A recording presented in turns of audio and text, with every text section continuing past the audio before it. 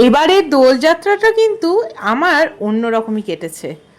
কি করে কাটালাম আজকে সারাদিন, কোথায় কোথায় গেলাম, আর কার কার সাথেই বা রং খেললাম, সবটা কিন্তু তোমাদের সঙ্গে শেয়ার করব। তো আমি তোমাদের মৌরি, তো আজকের ভিডিওটা শুরু করছি। তো সবাই কেমন আছো? আশা করি ভালোই আছো। হয়তো তোমরা ভয়েস ওভারে শুনতেই পাচ্ছ কীর্তন হচ্ছে। হ্যাঁ, ঠিকই ধরেছো। যেহেতু আমাদের বাড়ি মন্দিরের পাশেই, সেহেতু কীর্তন তো হচ্ছেই, তাই তোমরা একটু গানও হয়তো শুনতে পাচ্ছ। তো প্লিজ একটু অ্যাডজাস্ট করে নিও। ভিডিওটা আজকেই শেয়ার করবো ভেবেছি, তার জন্য আজকেই এডিটিং করতে বসে পড়লাম।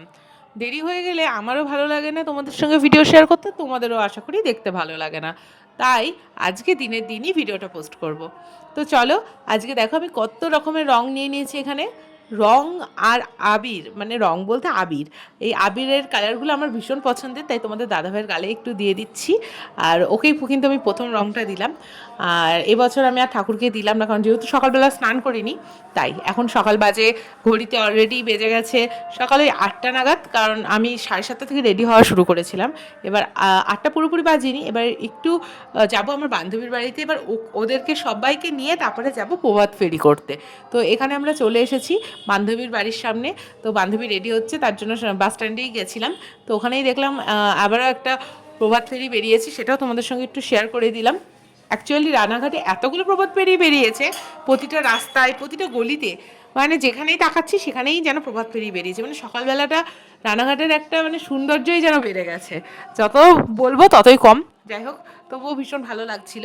এখানে আমরা টোটোতে করে চলে যাচ্ছি এখন ছোটো বাজারে। ছোটো বাজারে এখানে প্রতিবারই কিন্তু খুব সুন্দরভাবে প্রভাত ফেরি বেরোয়। আর এটা কিন্তু কোনো ঠাকুরের ইয়ে না, এটা ডিজের সাথেই বেরোয়। তো যেই কারণে সবাই কিন্তু খুব মজা করে। এবার ঠাকুরের তো অবশ্যই মজা হয় ঠাকুরের সাথে গেলে, কিন্তু এটা সব ছেলেপিলেরা মিলেই বের করা হয়, মানে যেমন টিনেজার্স ছেলেপিলে এরা। ঠিক আছে। তো এখানে দেখো আমার বান্ধবীগণরাও চলে এসেছে। তো আজকে সবাই মিলে খুব মজা করব, খুব আনন্দ করব, সবটা শেয়ার করব। ভিডিওটা স্কিপ না করে দেখতে থাকো।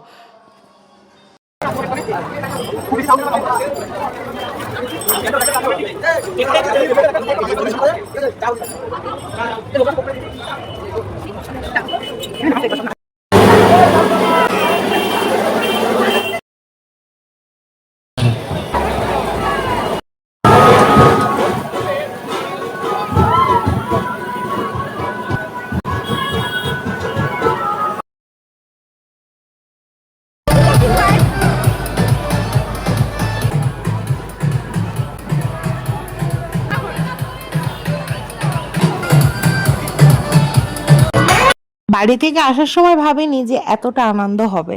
তো দেখতেই পাচ্ছ আমরা কতটা মজা করেছি সবাই মিলে। আসলে বন্ধু বান্ধবদের সাথে থাকলে না এমনিই মজা হয়। আর হ্যাঁ, ফ্যামিলির লোকজনের সাথে থাকলেও মজা হয়, কিন্তু বন্ধু বান্ধবের সঙ্গে আর একটু বেশিই মজা হয়। সেটা কিন্তু আমি জানি আমার সাথে অনেকেই একমতই হবে। আর হ্যাঁ, বন্ধু বান্ধব হতে হবে সেমন বন্ধু বান্ধব যাতে তারা স্বার্থপর না হয়। যেসব বন্ধু বান্ধব স্বার্থপর তাদের সঙ্গে কি আর মজা হয়? তো যাই হোক, এখন দেখো তোমাদের দাদাভাইও কিন্তু ফাটিয়ে এনজয় করেছে। আমি ভাবতে পারিনি ও এত এনজয় করবে এখানে এসে।